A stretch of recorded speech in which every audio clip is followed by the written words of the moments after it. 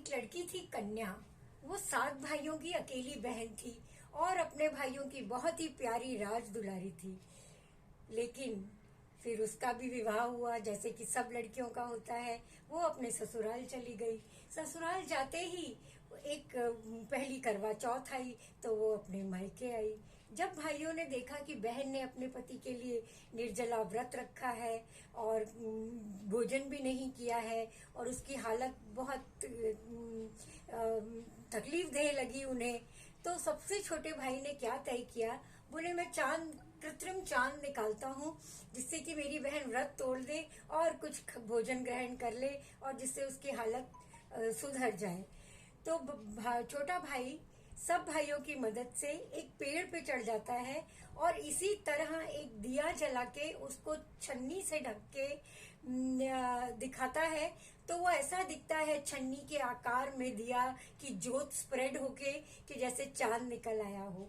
जब वो बहन को बुलाता है, बोलते देखो बहन बहन चांद निकल आया। तो बहन ने भाभीियों से कहा भाभीियों चांद निकल आया। तो भाभीियों ने कहा देखो तुम्हारा चांद निकल आया होगा, हमारा चांद तो अभी नहीं निकला है, तुम जाके देख लो।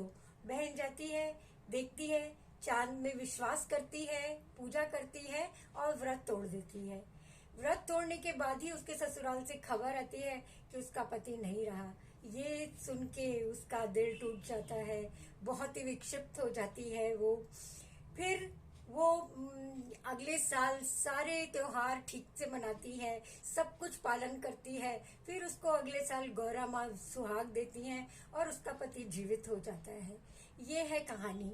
तो इस कहानी से हमें क्या शिक्षा मिलती है कि हमें कभी भी विवेकहीन नहीं होना चाहिए, हमेशा अपने विवेक का इस्तेमाल करना चाहिए कोई भी कार्य करने से पहले।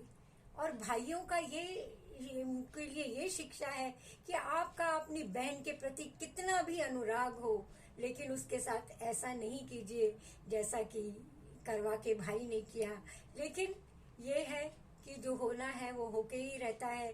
उसकी याद में आज हम सदियों से करवा चौथ मना रहे हैं और इस त्योहार को बहुत ही धूमधाम से मनाते हैं और बहुत ही मन से तैयार होते हैं, सब पकवान बनाते हैं और करवे की पूजा करते हैं। आशा है आपको कहानी पसंद आएगी। आई एम श्योर आपने जरूर सुनी होगी। फिर भी thank you very much. Happy करवा चौथ।